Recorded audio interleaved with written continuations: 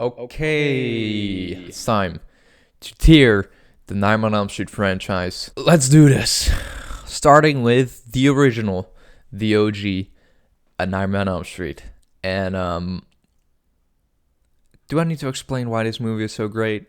This movie is an absolute classic. It's atmospheric. The lighting is awesome. Iconic sequences, iconic characters, great acting. Freddy Krueger is still genuinely scary in this one. This is one of the few films I would give either a 9 out of 10 or a 10 out of 10. But it's to the 10 out of 10 side. Pacing is great. It's super entertaining. You can watch this movie anytime pretty much. This is one of those movies that you could pretty much call a perfect film, which is why, obviously, this one goes S. I mean, no surprise there. I don't have too much to say about this one, honestly, because, like, come on now. It's S tier. I think everyone will put the first one S tier, though. And Nightmare on Elm Street 2, Freddy's Revenge. Now, I used to really enjoy this film, and I still do really enjoy this film. I do feel last time that the pacing was a bit off, and it was a bit slow at times. Yeah, but other than that, Freddy is really scary in this one. And he's a fucking pervert in this one. The visual effects are amazing. There's, in this one too, some really iconic imagery. I guess overall in the entire franchise, there's like some really iconic imagery. The characters again are really great. It has this real good 80s vibe, you know. Yeah, I would say Nightmare on Elm Street 2, probably A. It's a bit slow at times, but other than that, when it gets like your blood pumping, it gets your blood pumping.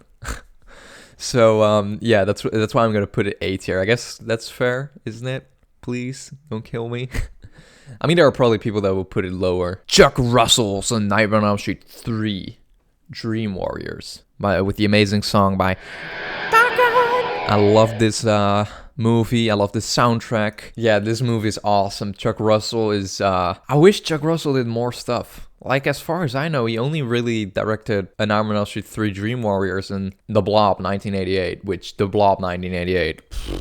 Don't even get me started on that film. I do prefer The Blob 1988 over A Nightmare on Elm Street Part 3. Just random info, irrelevant. Anyways, A Nightmare on Elm Street 3 is great. Again, the characters are super iconic. Maybe the most iconic in the entire series. I mean, it features Heather Langenkamp again. And the Dream Warriors. Like, the Dream Warriors obviously are iconic. And obviously Freddy. So it just makes for a perfect mixture of like 80s vibes and then the original mixed in there. This is a tough one, but I'm thinking either S or A, because I'm not sure if I enjoyed it as much as the first one. I think it just barely makes S tier though. It's too good to put A, honestly. I do prefer the first one over Part 3, just so you know, but I am gonna put it S tier because it is a very solid film. And somehow I didn't like it when I first watched it. I've only seen it twice, and I rewatched it like a couple weeks ago, and I loved it. I don't know why I didn't like it that much the first time. Maybe my expectations were too high, but now I love it. It's a great fucking film. A Nightmare on Elm Street 4, The Dream Master, dark, gothic. Love this one. At times, maybe a bit underrated. I feel like maybe it's overhated at some points. But the characters, again, are great. And what was her name again? Yeah, Lisa Wilcox as Alice is fucking fantastic. She's great in this one. And of course, she's one of the few characters that returns in another movie, in another sequel. So there's a little bit of world building going on, you know, in the Nightmare on Elm Street world, which I love. I really enjoy this one. I wouldn't say it's up there with the first, like the original, and A Nightmare on Elm Street Part 3, but it is super solid, and like the concept is great, and it's pretty much the perfect continuation of A Nightmare on Elm Street Part 3. It's pretty much as good as the second. If I had to choose between these two, I might go with Part 2. I'm not sure. These are like pretty much same quality. I love both of these though. Now, A Nightmare on Elm Street Part 5, The Dream Child. Now, before we start talking about this film, I just want to let you know, it's a boy! Masterful cinema. What can I tell you? Iconic cinema, influential cinema, art house film.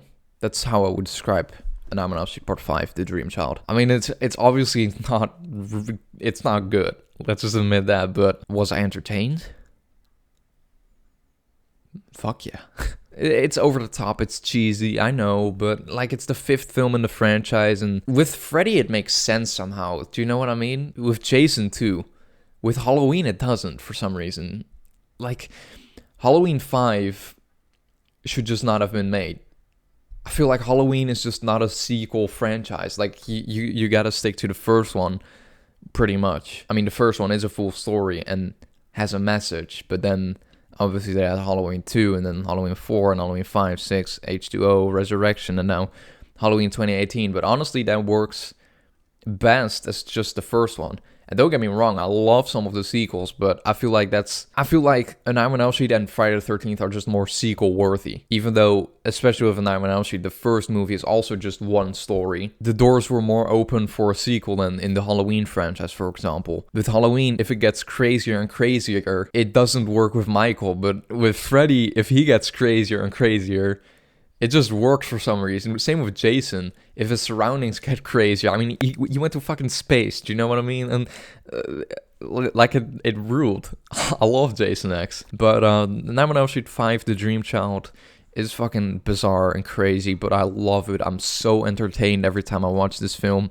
I wouldn't say it's up there with Nightmare on Elm Street Part 2 and 4, but I'm definitely gonna say B though. You know, B movie. What can I tell you? Freddy's Dead. Now, I enjoy Freddy's Dead. I'm sorry. If the original Nightmare on Elm Street and Looney Tunes fucked and had a kid, it would be Freddy's Dead. Now, it's bizarre and it's not good.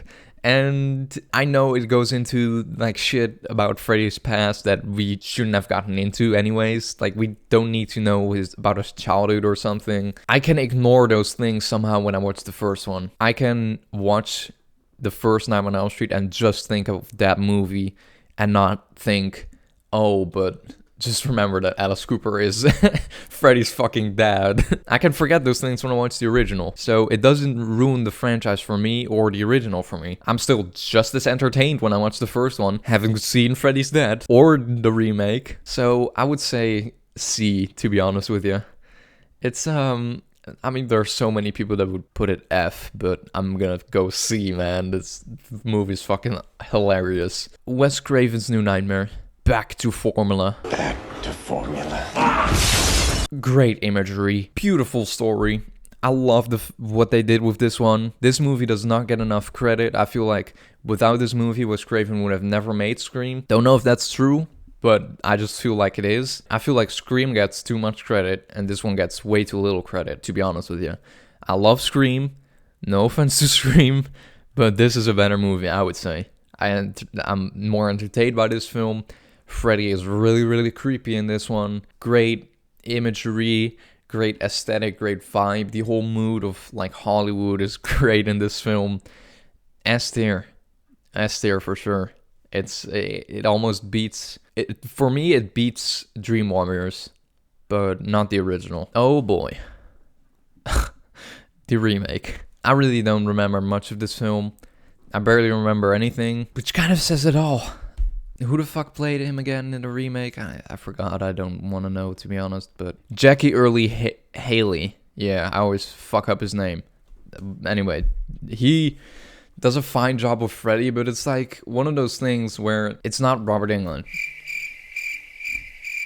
That's the thing. It has some potential. I mean, it has shitty CGI and it's forgettable and the story isn't all that great. And it's just a bland, vanilla remake. I would say E, probably.